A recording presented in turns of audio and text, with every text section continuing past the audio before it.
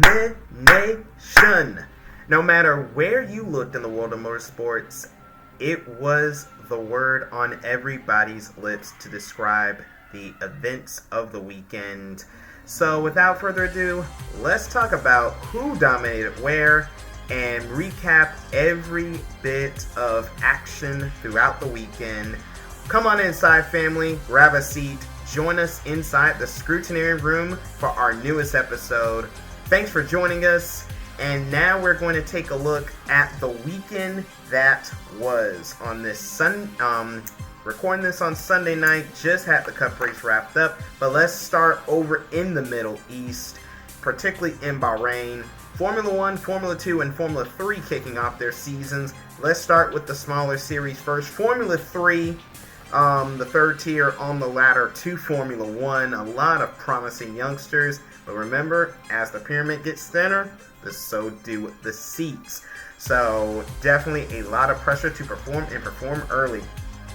No one rising to the occasion more than 16-year-old Brit Arvid Lindblad of Prema Power Team taking the sprint race on Friday in Bahrain to open the F3 season over Dutchman Laurens van Hopen driving for ART Grand Prix and Leonardo Formaroli of Trident rounding out the podium.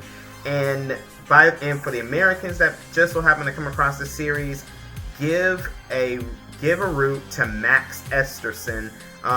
If you are in the iRacing, sim racing realms, you're very familiar with Max. Cut his teeth in iRacing and got his big break and is now moving up to Formula 3. He's the only American in Formula 3. iRacing is a very big sponsor of him while he is racing over in Asia and Europe this year.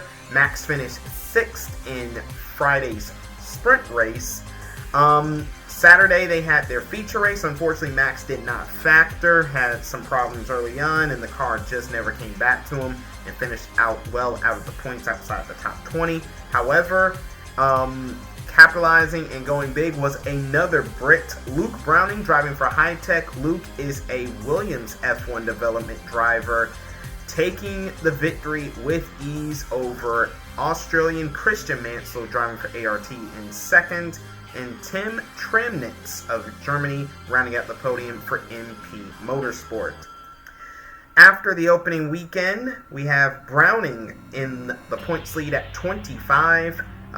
Third place finisher from Saturday, Tim Tramnitz, second, 4 points back. And then you have Christian Mansell, Saturday's runner-up, now third in points, 7 behind. The Formula 3 Championship will skip next weekend's race in Saudi Arabia. They will join Formula 1 and Formula 2 for their second weekend in Melbourne, March 22nd through the 24th. Now let's go up another rung. Let's head to Formula 2 now. These are the guys that are absolutely serious about the main game. And oh, by the way, a top 3 finish in Formula 2 will net you enough points to earn a super license, qualifying you for a seat in Formula 1. And this weekend was all about one man and one man in particular, and his name is Zane Maloney. He is from Barbados. He is a development driver for Sauber. Of course, as we all know, they are known as Stake F1 Team Kick. You know the long, drawn-out version of it, but essentially the Sauber name in practice. But Zane had an amazing weekend, starting off going from 8th to 1st in Friday's sprint race to take the victory. However, for Americans, you got someone to root for here as well. Second place in Friday's sprint race. Give a call to Texas' Jack Crawford. He is a development driver for the Aston Martin F1 team. He competes for Dams. Got some big sponsorship from Lucas Oil, carrying him in this F2 season. So one hell of a job to Jack. Congrats on the podium this past weekend. And we really hope to see a lot more from Jack throughout this upcoming season. In third place, you're going to hear a lot about this kid, Josep Maria Martí, better known as Pepe Martí. He drives for Campos, Spanish driver, Spanish team, but he is also a Red Bull junior driver, and he is showing very early on that he is staking his claim as someone who belongs in the conversation for one of Red Bull's 4 seats in F1 in 2025, especially if he continues to perform well this season. The feature race was more the same. Maloney won the pole Thursday in qualifying, and he, from the lights out, was absolutely lights out, no pun intended. Maloney took off and ran away with the feature on Saturday afternoon, blowing away Pepe Marti, second for Campos, and in third place, Williams development driver Zach O'Sullivan, who drives for ART in F2 this year. He rounded out the podium in third. Maloney clearly is far and above the points leader after the opening weekend, after claiming nearly maximum points from every session of the weekend. He's 12 points clear of Pepe Marti Campos, and then Bruce Aron, the Estonian, rounds out your top 3 in points. He's third, 17 back of Maloney already after just one weekend's worth of action. Like Formula 1, Formula 2 will be heading to Saudi Arabia to take on the Jeddah Street Circuit next weekend. And now to the big show, Formula 1, and the biggest shocker of the weekend, Max Verstappen wins again. A absolutely dominating performance on opening night for Max Verstappen and Red Bull. Max beating teammate Sergio Perez by a whopping 22 seconds Saturday night, and they were far and away the 2 Red Bulls, the class of the field. Carlos Sainz did finish third and was probably the closest thing that even got to Checo, but nobody, and I mean nobody, was touching Max throughout the night, and it just felt like one big long train of gaps all throughout the night. Max taking maximum points, 26 on offer. He now has an 8-point lead over Checo. Carlos is 11 back, and we do it all over again next Saturday night in the Kingdom of Saudi Arabia. The Saudi Arabian Grand Prix on the street circuit under the lights in Jeddah. Race will be at 12 noon Eastern. That'll be, converting the times, will be about 8 p.m. local. Another Saturday night prime time, but this is really done in respect to Ramadan over there in the Middle East for our Muslim family and friends. So very nice to see the FIA Formula 1 management being acknowledgeable of that. So that handles all of the business in Bahrain. Now let's head down to Qatar, where the FIA World Endurance Championship, the premier championship for sports car racing, kicked off their weekend.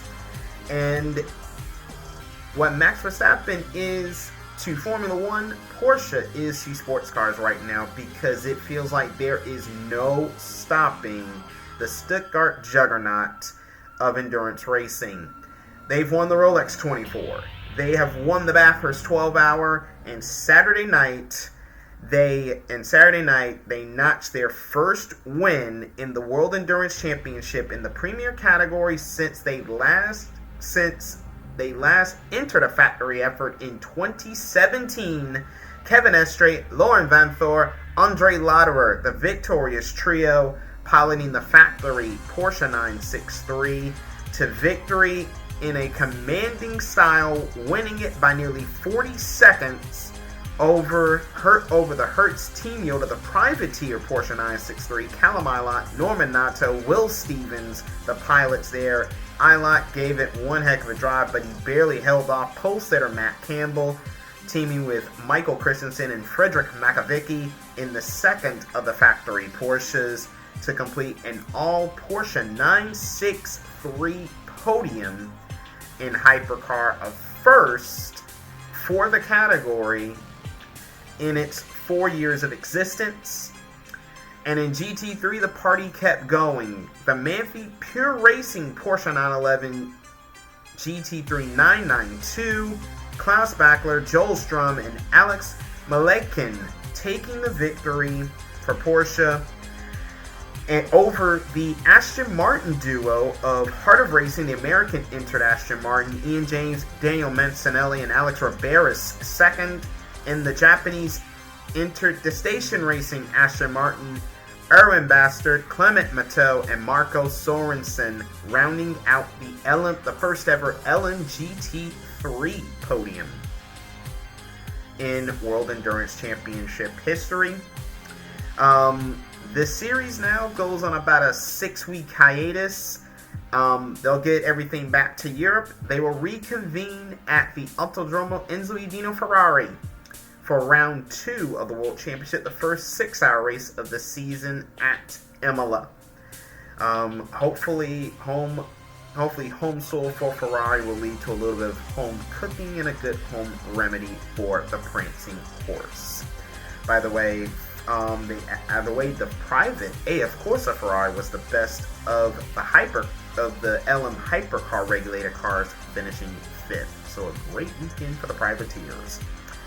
Now to NASCAR, a triple header in Viva Las Vegas, starting with the NASCAR Craftsman Truck Series, and for the second time in 3 weeks, we have a first-time Truck Series winner, 21-year-old Rajah Caruth for Spire Motorsports, getting the job done Friday night. Took the lead for the final time with 20 laps to go after the final round of pit stop cycled through, and Rajah literally cruised to the flag. Tyler Ankrum second. The Tricon Garage duo of Corey Heim and Taylor Gray, trio, because Christopher Bell, making a rare Truck Series appearance Friday night, rounded out the top 5, 3 Tricon Garage Tundras behind 2 Silverados. If you're keeping score, that's 7 wins to start the season on the NASCAR side for Chevrolet, and a lot of us wondered, could the bow tie juggernaut be stopped? John Hunter Nemechek politely said, "Hold my beer." Saturday, the Xfinity race, known simply as the Laguna, dominated by the JGR Supras. John Hunter Nemechek, Chandler Smith just ran ruckshot. Cole Custer got in there in the mix late to make it interesting, but honestly, it was all John Hunter Nemechek, taking his 10th career Xfinity win over the reigning series champion. Chandler Smith, after winning both stages, finishes 3rd. Austin Hill finally knocked off his perch, but a solid 4th place finish. And Riley Herbst, who won last October when we were in Vegas for the Xfinity Series, he finishes 5th. Which leads us to today, the Pennzoil 400. And my goodness, if you look at the box score, you think the finish wouldn't have been as close as it was. But Tyler Reddick gave Kyle Larson everything he could throw at him at both the end of stage 1, 2, and 3. But Kyle Larson and the Hendrick Motorsports, HendrickCars.com, number 5, just way too strong. 24th career win, 3rd win in Vegas, and the 4th straight spring win for Hendrick Motorsports in Las Vegas. Ryan Blaney, a distant 3rd behind Larson and Reddick. Ross Chastain, 4th after his numerous penalties. And rounding out the top 5, Ty Gibbs, best of the Gibbs Racing Brigade. Truck Series off next weekend. The NASCAR Cup and Xfinity Series make their way to the Diamond in the Desert, Phoenix Raceway, for a doubleheader weekend, capped off with 500 kilometers in the desert next Sunday. So that was a really rapid fire recap of the major races this weekend. But now let's go to our feature, what I like to call On the Scale, where I examine 7 big storylines from the weekend. And I want to begin Friday night in the NASCAR Craftsman Truck Series. For a series that has been getting its fair share of negative headlines, this one finally gave us a headline that we will be talking about for a long time.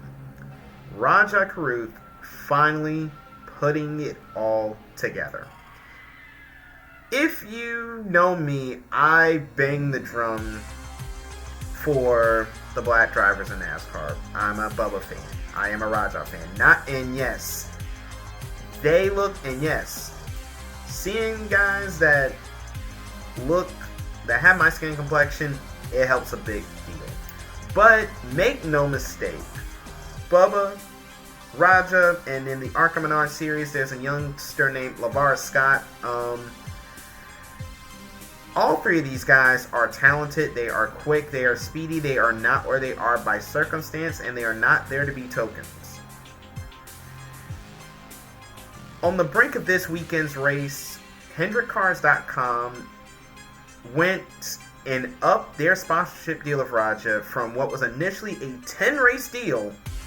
They now sponsored Rajah's entire 2023 Truck Series slate. I don't think by happenstance Rajah said, you know what, now that we got this full season together, now we got the package, now we got a sponsor police, because clearly Mr. Hendrick is a firm believer in Rajah Caruth. Spire Motorsports is a firm believer in Rajah Caruth. They would not have given him this seat if they did not. Third place in Daytona, and yes, you can say what you want about that last lap and what happened. Last week in Atlanta probably spoke more to Rajah than I think Friday night did, because just how much Rajah had to fight from the back twice to earn a top 10 finish, and was also the fastest lap of the race. We all knew it was only going to be a matter of time. If you've watched Rajah and you have really seen what he can do, a lot of you knew it was only going to be a matter of time before he finally broke through.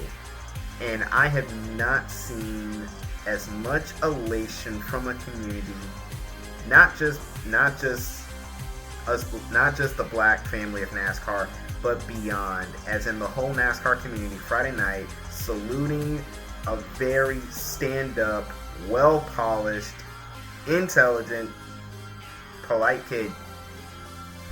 He's only 21, coming out of inner city DC, started on iRacing, and here he is, a NASCAR National Series winner. Rajah deserves every bit of praise he gets from everyone, and I echo what a lot of people said Friday night, Saturday morning. Full disclaimer, I missed the ending. Went to the Amelia Car Show, and I fell asleep on the third stage of the truck race.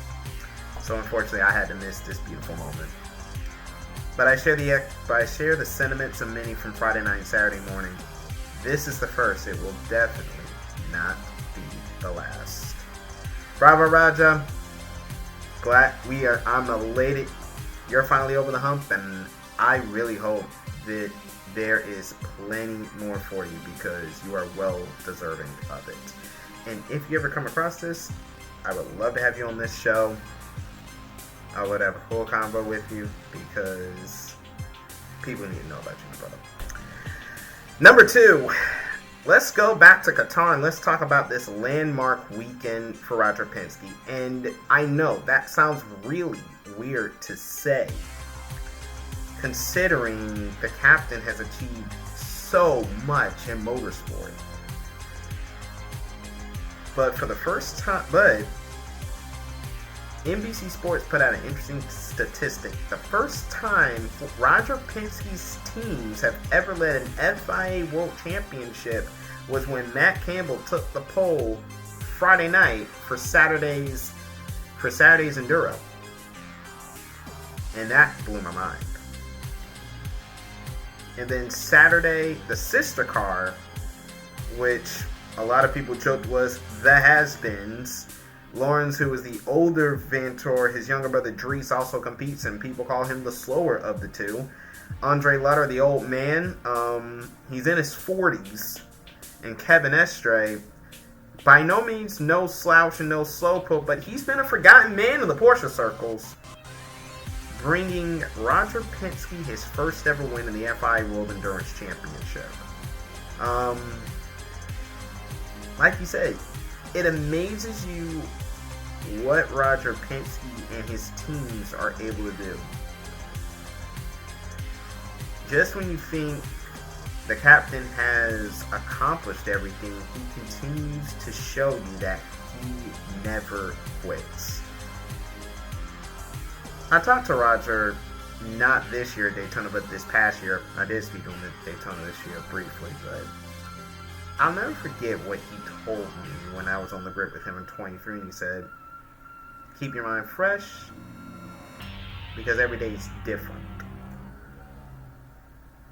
And I think it's that kind of mindset that just continues to keep him passionate and going about motorsport. And if you ever wonder what drives him, it's achieving accomplishments like this. Like we said, the man has just about done everything, but look at what has happened this season alone. What's happened already this year? He's first win for the 963 in the World Endurance Championship. His first ever win in the World Endurance Championship. Back in IMSA, first Rolex 24 in over 50 years. But just like the theme of this episode, the Penske Porsches, they didn't just win Qatar, they straight dominated this race. Say what you want about BOP, say what you want about they took a lot away from the LMH regs, and the LMDH regs were given a chance to shine. Just say what you want. The fact is, Porsche Penske Motorsport took advantage of the cards they were dealt, and they played them to perfection.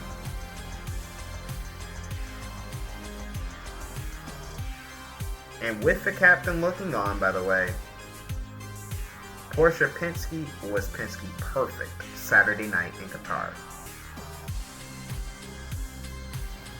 Just when you think Roger Penske has achieved everything, he continues to blow your mind one more time.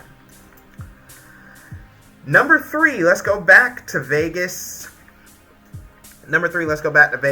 Let's talk about Chevy. I hinted at it a little bit.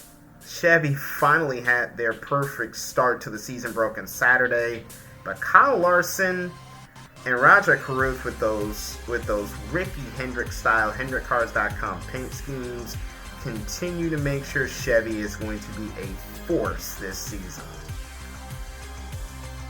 It was amazing when they basically swept Daytona and Atlanta, and then Rajah came and just dominated. I won't say just dominated, but had an amazing run, led the most laps Friday night, from the pole went on to win.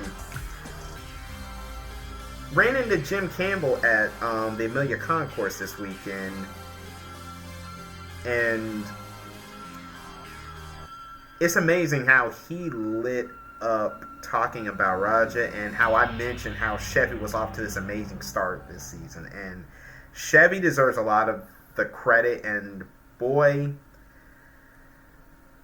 8 out of 9 to start this season, I don't think a lot of people had that in their prediction books. Especially when you had all that hype around the Dark Horse Mustang, the new Camry. Chevy just kept quiet. They had the tried and proven Camaro. And here we are. Chevy is 3 for 3 in Cup, 3 for 3 in trucks. And yeah, they have that one little hole in Xfinity where Austin Hill led the Chevy Brigade Saturday in 4th. But don't take nothing away from what Chevy has just been able to do. And oh, by the way, like I said, both Friday and Sunday, dominant performances. Ford and Toyota are going to get their acts together. Make no mistake about it. But for right now, everyone's chasing the bow ties, especially if you're in NASCAR. And honestly, Ford and Toyota, they have their work cut out for them. I know they looked fast at that short track package test in Phoenix last year, and maybe that will be the end of the Chevy run. I don't know.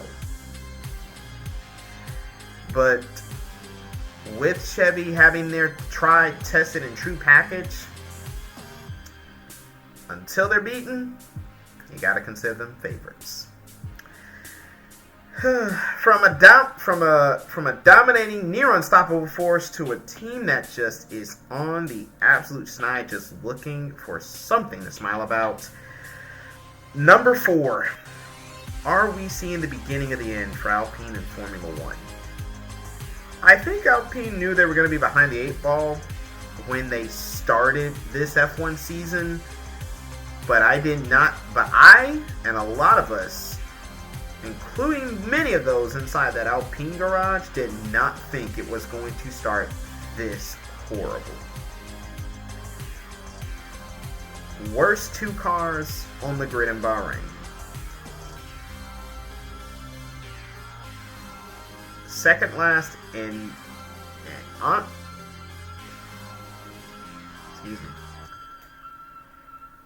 19th and 20th on the grid Friday. And the race was not even close to being what it could have been.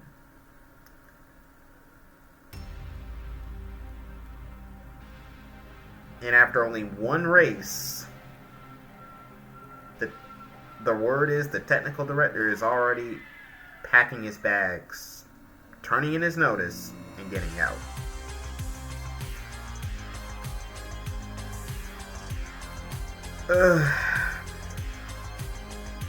For a team that has on their ownership group a pair of Super Bowl champions, I only can wonder how much longer Patrick Mahomes and Travis Kelce are going to keep putting money into this, especially if they see what they saw Saturday. And the scariest part about this for Alpine is I don't see any remedy no time soon.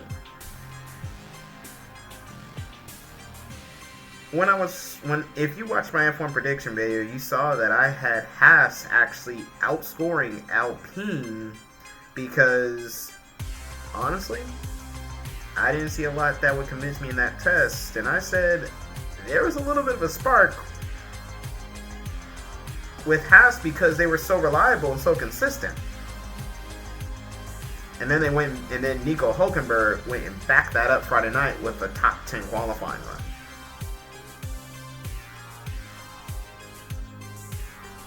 How much longer will Alpine put up with a mediocre F1 product? I know the money's really good right now, and maybe they're just waiting for the right buyer to come along. And I know a lot of us have mentioned Andretti being the entity that might come and buy Team Enstone. But I cannot imagine Alpine and its current guys lasting much longer. They seem like they are a team with no direction at this point. There is no strategy. There is no vision. There is no plan in the field. You're already hearing Esteban Ocon and Pierre Gasly just frustrated, out of their depth, and just looking for a way out. And you can only wonder, what? How long will it be? I think it's slowly going to start. I think as the season rolls on, and if the performances fail to improve to any measure, I think we're going to start hearing a lot more whispers of not if, but when and how long will it take for Alpine to finally cash in and get out of the F1 game. The sports car project looked pretty decent over in Qatar this past weekend. Maybe they could get a little bit of that and bring it over to the F1 side of the house. Because if you're an Alpine fan, just go ahead and chalk this up, in my opinion, as a lost season. It might be easier to just be at the bottom and just suck all year than to be up front, be close, and then things just absolutely fall apart. Which brings me to point number 5. Heartbreak for the Lion. The final race for the original 9X8 was looking like a really good one. Peugeot was keeping Porsche honest. Formula E World Champion Jean-Eric Vergne was giving countryman Kevin Estre all just about as much as he could handle. And while Estre pulled away in the late going to seal the win, Vergne was doing an excellent job holding off Callum Ilott and Matt Campbell behind him. That is until the final lap started and the 9X8 lost power coming down the main straightaway, which opened the door for both Ilott and Campbell to sneak by to finish off the all-Porsche podium. One of my things going into this season was, how well could Peugeot do? And actually, this kind of reaffirmed what I thought about this team. They got a full season under their belts. They had a good, solid start to things in 2022 when they started the program. But now they're looking like they're starting to be the team that we thought they could be. And then everything kind of blew up right there at the end. And then to add insult to injury, the ACO said, oh, you guys used the hybrid ERS power to finish the race, and you know you can't do that, so in addition to you guys falling from 2nd to 7th, we're going to take your 7th place, you're disqualified. Ouch. As much as it stings in the immediate aftermath, I have to think that there's some smiles at Peugeot once the dust settles. I think they will be looking back on this weekend. I think they will say we had a lot of good to take away. And hopefully that will carry over when their 9X8 winged Evo will debut in 6 weeks at MLO. Heartbreak now, but maybe joy and jubilation later. I do think Peugeot will take a couple of races to get themselves wrapped around this 9X8 Evo, but I think these Lions will find a win before this season's out. And I think Saturday's performance showed they're very well capable of doing just that. Number 6, let's go back to Bahrain. I want to talk F2 for a second. Have we hyped up the wrong guy? Did anyone have Zane Maloney as a championship contender in F2 to start the season? I don't think I did. And as a matter of fact, I think a lot of us had the name Andrea Kimi Antonelli on our lips as the guy to beat, especially considering how talented he was and how he just has wrecked shop in every other feeder series before it. He's raced before. But with that being said, it wasn't just Antonelli, but the Prema Power team in general was just absolutely out to lunch in Bahrain. No points for Antonelli, no points for his British teammate Ollie Bierman, who is in the Ferrari Driver Academy, no less. But right there to pick up the pieces, Zane Maloney absolutely just made a statement this weekend. Pole position on Thursday. You guys gonna invert the field for the sprint? Fine, I'll storm through the field and I will run away anyway. And Saturday, I got the pole. Run off into the distance, I'll do it again. The Rodin man, the Sauber development driver, just absolutely show that, hey, there's plenty of people in this grid besides Kimi Antonelli. I've been here for a year. I want to make a headline now. The biggest thing now is, to young Zane, can he continue to make the headlines? Essentially, this is the old Carlin Motorsport, and the Rodin team, Rodin Cars, the New Zealand automaker, they're picking up a very good package. How far can Zane Maloney and this team go this season?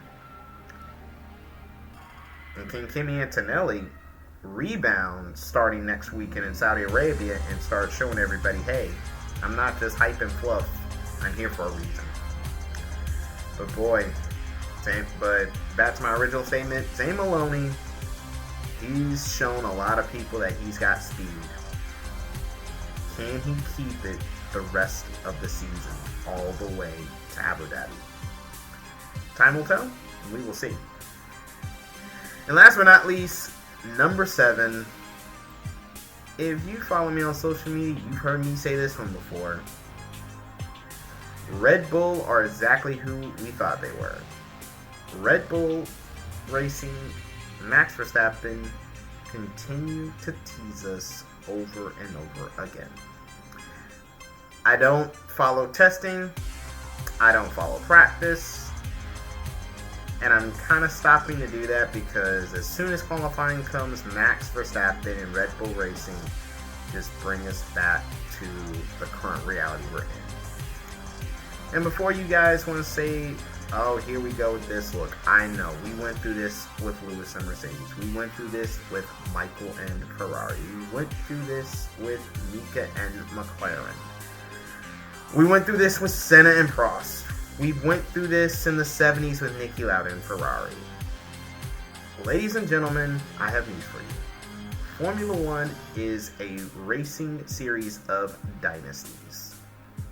Every era has one. As a Lewis fan, that does pain me to say that potentially my driver's era has come and gone.